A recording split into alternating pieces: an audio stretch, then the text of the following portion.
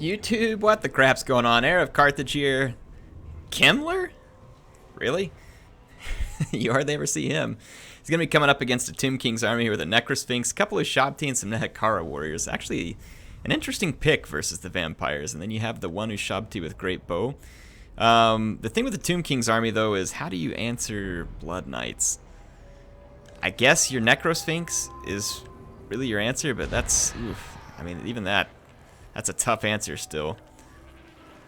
I like the Nehekara warriors against vampires for the most part. And then they've got Grand Hierophant Ketep here, just so that he's artillery, which this is interesting too, because if the vampires zerged him with like flyers or something, oh my gosh, you get wrecked fast.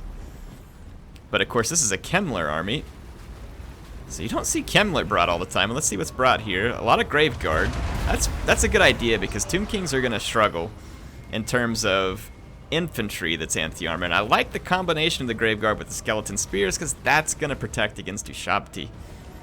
So that's actually a good call. Crypt Ghouls on the flank, again, like this for the poison and a little bit faster moving. They could support the Blood Knights even, so it's an interesting pick here by the vampires. I like what they have so far. The Dire Pack is a solid choice too. It can forward deploy. If it could get a hold of something like this Necrotect, you know, that could be a good opportunity.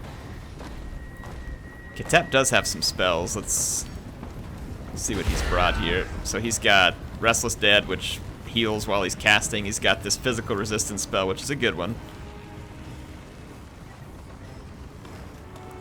Buffs armor piercing missile damage. I'm supposing that he's probably trying to use that on himself.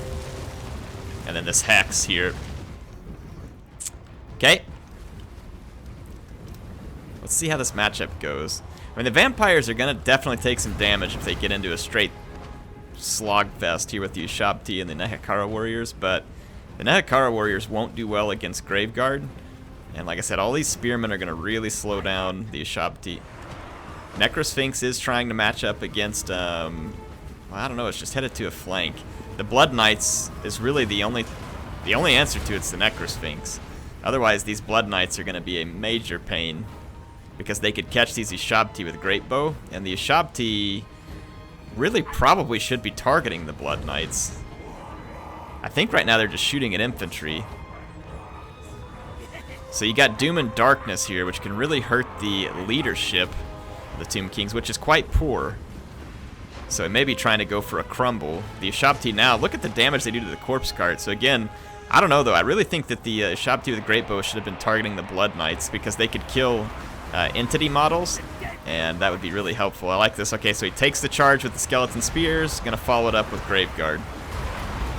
Good call. The corpse cart's sitting nearby, so there's going to be buffs there. Kemmler's going to come in, so he'll be healing units around him. And then, yeah, Crypt Ghouls coming up on the flanks. Blood Knights now going to the opposite flanks. That's going to force the Necrosphinx across. But the Necrosphinx could get poisoned down by the Crypt Ghouls, which would make a big difference. Necrotect is just kind of trolling over here. Ooh. Ketep's bound spell there does do some pretty decent damage, and so far the Tomb Kings are just rolling the infantry fight, except for this one spot. The Doom and Darkness does really hurt, so there is crumbling going on over here. The Necrosphinx engages the Blood Knights, and a White King engages the Necrotect, which is on a chariot, so it's not really the fight he wants to take. Tomb Prince comes in as well, and the Blood Knights are taking significant damage against the Necrosphinx. Let's see. So here comes the first wave of healing. Oof, nice shots from Hierophant. I'm kind of surprised, I guess, that the vampire's trying to go for an infantry knockout rather than sending the Crypt Ghouls to tie down Ketep, which is an interesting idea there. Krell has come out, so Krell is helping to take out Ushabti, which is good, because Kemmler probably doesn't want to be fighting this Ushabti. Krell got knocked on his face here too by one of the Ushabti. Krell's already racked up 26 kills. Yeah, the Tomb King's infantry is just kind of slowly but surely getting eaten up by a larger force of vampires. This chariot needs to be doing some charges for sure. Necrosphinx actually just works the Blood Knights. The Blood Knights don't have anti-armor. Yeah, they don't have anti-armor. Yeah, so the Sphinx just totaled those. And look at this, Krell coming out after Katep. And I hear another Doom and Darkness here, which is actually on Katep. He may be trying to get Katep to crumble. Trying to take advantage of that crumbling mechanic and relatively low leadership. Look at Katep trying to fight against Krell and a Vampirus. I thought that was Krell. Is Krell not over? No. Krell's still over here. My bad. My bad. It was just the White King. Yeah, look at that. Katep, get wrecked. So the Vampire should roll now, despite the Necrosphinx. At least I think so. The Tomb Prince here can be doing a ton of infantry damage and really needs to continue to support this Nehekara warrior, which did pretty darn well. I got 108 kills. The Necrosphinx really isn't meant for like a big anti-infantry battle. And it's also, I mean, it could do good against the White King, but it's not going to do well. I think he should be trying to take out the White King, maybe. And he should have tried to keep that chariot alive, because the chariots could have cycle-charged infantry all day long. Whereas the Necrosphinx will eventually get worn down. This Tomb Prince, yeah, it's just going to need to keep charging and charging and charging. That's really the only thing the Tomb Prince can do. I think the leadership of the Tomb Kings is going to break down and cause them to crumble, though. That Necrosphinx, you have to admit, it looks pretty cool. Slinging those big blades around. So here was an undead on undead fight that is Shabti. This game, oh my goodness, it's beautiful. Look at that.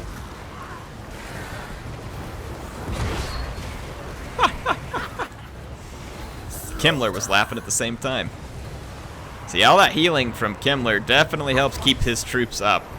And the Tomb Kings do get healing in waves, but they have to lose a lot of units to get the healing. So I think that the Tomb Kings army here, it had a lot of Nehekara warriors, which cost a fair bit. It had the 2 chariot heroes, which I don't think paid off in the end. They weren't really... I mean, if you're going to use the chariot hero, you might as well use them against Kimmler, because they have a bonus versus Kimmler, since he's infantry. So that's what they would have been best used for, was to kind of to go against Kimmler, but they got used elsewhere. That Necrosphinx is putting up one heck of a fight. This is the summoned Ushabti unit. It's got 53 kills as well. But the Necrosphinx I don't think is going to be able to hold its leadership together. Otherwise it would cause considerable damage. But its leadership will fall apart. Here's Krell also. Krell trying to take on a Necrosphinx. Again though, the Necrosphinx, I think it would have been cool here to maybe see a Kimrian War Sphinx would have laid waste to all these infantry. Absolutely laid waste. Now, it couldn't have dealt with the Blood Knights, but the War Sphinx absolutely would have laid waste to blobs of infantry, because it does a lot more damage like that. I think these summoned Ushabti are the only thing left, and they will be gone soon. There they go. Very dramatic fashion. So it was a victory for Kimmler, which can't say that probably happens too often. It was a fun battle. Do appreciate both players there. We got Pwned 4 and Iron 610. I mean, a couple of these Nehekara warriors definitely racked up some kills. And the Ushabti got a lot of kills, but what was it against? Was it Skeleton Spears? Was it Graveguard? Was it worth it? I mean, these units didn't pick up a Chevron, so I have to imagine that a lot of those probably came against Skeleton Spears or zombies. Katep got a decent number of kills. You know, I mean, but putting him in the... I mean, I like the idea of artillery against the vampires in some ways, but you got to think that the vampires eventually are just going to try and zerg your leadership, which means that you need something a little more survivable. I think Cetra would have been a smarter pick there, or Khalida maybe. Something more survivable. Probably not Khalida. I'm guessing Cetra. Cetra may be a good pick. The Tomb Prince did get a lot of kills, but I'm not sure if it's worth it, because it was just against cheap vampire infantry, and you had a lot of spend on him, where you could have taken the Tomb King out and put more skeleton fodder in, which would have been very helpful, because those skeleton fodder would have died first, helping to keep the Nehekara warriors alive, and also as they died, the healing would have impacted it. And again, the Necrosphinx, interesting pick. Kimrian War Sphinx definitely would have been better against an infantry-heavy army, but I'm assuming the Necrosphinx was chosen because he expected more monsters and Blood Knights from the from the vampires. I mean, you can see this thing racked up 2 experience chevrons because it wrecked the Blood Knights. Absolutely wrecked them. So, interesting indeed. I do have one other one. Someone sent this in. The dwarves actually got quite a few changes in this patch where supposedly they're not as vulnerable to chariots, which I'll have to check out in some testing. I need to still go through the patch notes in detail. And if you all have noticed anything interesting that happened in the patch that you don't think people have caught on to, even though it was listed, let me know and I'll take a look at it. But I'm hoping this weekend I can finally do some testing on some of the things that were patched. I've heard that the dwarves got a lot more mass and they're a lot harder to just drive chariots all over them. So we'll have to check it out. A couple slayers in the back. Death blow. Yeah, that's always been there. Power of the dragon back's always been there. Physical resistance 20%. Slayer's already... Oh no, those guys just have special physical resistance. Doom Flock. So the beastmen want to sit in the forest. So they're going to use Doom Flock as their way of trying to pull the dwarves forward. They got a Bray Shaman moving in through the woods. There's actually an Uthar's Raiders back here too. That Bray Shaman, I mean, if he gets into him, he can cause a lot of damage to him. But if they get the right, like, because these in the woods here, and if they use Marked by Ulthar and just start shooting him, he might die. I wouldn't run away. I'd just use Marked by Ulthar. Yeah, he's going to get the heck out of there. Good call. Yeah, you don't want to stick around for that. Alright, there is a gyrocopter, but it's... Did it get chased off by... Hang on, where'd the gyrocopter end up at? Okay, it came back over to the protection of the army. Yeah, beastmen are just trying to doom flock. The catapult can't fire when all these units are hidden, so... Looks like the beastmen are going to try and just doom flock the dwarfs to death. Let's see what happens here. Bray Shaman's going to get attacked by the gyrocopter. This is a good move because the harpies aren't over here. Yeah, the harpies are way out of position, so... But this is a steam gun gyrocopter. It doesn't have a bonus versus large like the brimstone gun would have. He needs to try and get Ulthar's Raiders after this Bray Shaman. In fact, he's going to just pull away from the Bray Shaman and go towards the beastmen in the woods. The dwarf army up front is several Longbeards, which they're not going to do much damage back to the all anti-infantry Bestigor. So that won't be great. Look at this, the Bray Shaman just charged right in here. He gets marked, yeah, marked by Ulthar. Absolutely. What was that? I didn't even notice this going on. Why would the Bray Shaman, in his bestial mind, do that? Like, what in that beastman brain would have caused him to have such tendencies there? That was crazy. What was he thinking? All right, here comes the Gorbull and Morgur the Shadow Gave, couple of harpies, and looks like 5 Bestigor. Already a Rune of Wrath and Ruin. I like it. And of course, Ungrim Iron Fist here. He actually might match up decent against Gorbull. Ooh, this flank attack here, though. Let's see if the Slayers can fend off the Centigors with great weapons. Because now you got Harpies and Centigors coming in. Yeah, okay. Grumbling Guards should be able to make one intercept here. These Slayers need to get into action. Ooh, look at the Troll Hammers. Yeah, the Troll Hammers have not been intercepted by the Harpies. Interesting. The Harpies went after a different unit. They're being beaten back by Slayers. And it looks like Ulthar's Raiders, Slayers, and Trollhammer torpedoes firing away here. And it looks like Morgur has summoned a unit of Chaos Spawn right on top of the Grudge Thrower. Again, the Harpies still not disrupting the Trollhammer torpedoes. They're going after Ulthar's Raiders. The Trollhammer torpedoes are a pretty significant threat. Look how quick they got rid of those Centigors. 26 kills, and now they're going to hit the Chaos Spawn, and they're going to wreck the Chaos Spawn. Yeah, whenever you got Trollhammer torpedoes, they may cost a lot, but they still need to be a priority. Look how well these Longbeards are holding on. And then Ungrim doesn't just beat Gorbull, he annihilates Gorbull. Not totally surprising, because Ungrim has armor-piercing and anti-large attacks. Morgur, really? Morgur wants a piece of him? Yeah, I think you are out of your mind, Morgur. I don't think you want a piece of Ungrim. Look at these Slayers. There's another Chaos Spawn that just came up. And these Grumbling Guard easily defeating the Bestigor herd. There's more Slayers. Harpies coming down to swarm the Runesmith again. Not on the Trollhammer torpedoes. The Trollhammer torpedoes absolutely destroy a Chaos Spawn again. So 2 units of Chaos Spawn KO'd by a Trollhammer torpedo. And now the Harpies, I think, maybe the target of this? No, they're going for infantry over here. There's a nice blob of infantry. Not the ideal target for Trollhammers, but it works. Centigors with great weapons have regrouped. I'm mind-boggled that it took this long for the Beastman player to get after this Iron Drake. And look, it still unloads a volley in and kills the Centigors with great weapons. This guy's got 52 kills. And it looks like they picked up 3 chevrons. If they didn't have it before the battle, I don't remember. So they got a lot of kills. Now look at this. Look, I was making fun of Morgur. He's actually holding out pretty well. I forget Ungrim doesn't have... Yeah, he does have a lot of armor. How is Morgur? Is it the poison, maybe? I know Morgur isn't a large target. There, he just took a big hit. Maybe it was just all the infantry around that's slowing down Ungrim. But Ungrim's unbreakable, you know. He's not going to rout. Yeah, it's probably just the infantry keeping Ungrim from attacking Morgur. Let's see what else we got left. This Ulthar's Raider's about to get wrecked by a regrouped Centigor. They're almost out of ammo anyway, though. All we have left then is Dragonback Slayers and Slayers. Dragonback Slayers coming over here. And it looks like Ungrim's going to tank it out in here with the help of the Runesmith and the Grumbling Guard. The Grumbling Guard is a good one here because it's going to help make the units around it less tired, so they'll keep fighting a lot more effectively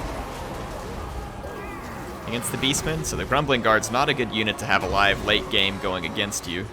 Ungrim is taking a savage beating here from the Beastmen. And he is going to go down. He's down to 312. He did do a lot of damage to Morgur, but Morgur can still regenerate a lot of that damage. Yeah, Ungrim did a pretty tremendous amount of damage. He's under the Rune of Negation right now, too, so that'll help him a lot.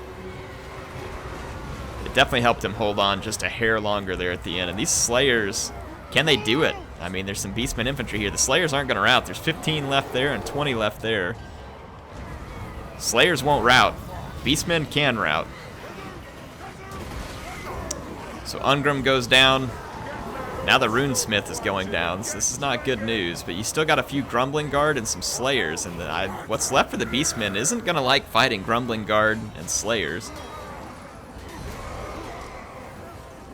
I mean, it's just that, they can't break the Slayers, and then the Grumbling Guard is almost impossible to break, to be honest. And the Grumbling Guard's going to help keep the Slayers healthy, or, like, from getting too tired. You can see that ability kicking off right there. So the Grumbling Guard may help it tank out here. So just a few Slayers left there. Dragonback Slayers and Slayers. The Grumbling Guard finally does shatter. Ooh. It says it's stacked against the Dawi here, but I don't know how. Morgur is going to have to kill about 20 Slayers. He can still replenish a lot of his hit points, but he doesn't have a lot of armor, and that's going to leave him pretty vulnerable to Slayers. Kind of curious to see what happens here, because I'm not sure that Morgur's in a good place. Yeah, he's getting torn up. This is an interesting fight. These Beastman units aren't coming back from routing either. It still says that it's heavily stacked against the dwarves here. But Morgur's not going to win this, because the Slayers aren't going to rout. He's going to have to kill him to the last, and he's just not. Morgur is not that great in a fight. He's got decent weapon damage, and he does poison, but I mean, he is not really a heavy melee lord by any means. And look at that, a Pyrrhic victory at the hands of the Slayers in an army from Ungren Iron Fist. This was definitely a replay worthy of song for the Dawi. Great Book of Grudges. If you're watching this, does this help erase some grudges? What do you think? You like it? Slayers fighting to the death. upholding their oaths and bringing victory. If you can call that a victory. I mean, pretty much no one went home from this battle alive. That was a fun battle. Thanks, LO Sir, for sending that in. And Slade X, thanks for playing the part of the Beastmen there. That was fun, guys. Appreciate the folks who submit replays. If you'd like to submit a replay, airtotalwar@gmail.com is my email. You can attach a replay to the email and send it to me. Tell me why you think I should play it. I did want to mention to Reptile King, if you're watching this, man, I get all your replays. I am going to try and get one of your replays played because you're awesome and you're always sending me replays. Just give me a chance. I will get to it. I'm not ignoring your stuff. I see it, and I see you always making comments and stuff too, man. So I'm not ignoring you. I know you got that Lizardmen love, and eventually we'll get some of that on here too. But in any case, hope you all enjoyed it tonight. Appreciate MSI for sponsoring, and I appreciate you all being here. Hope you're enjoying the videos. HeirofCarthage signing out for now.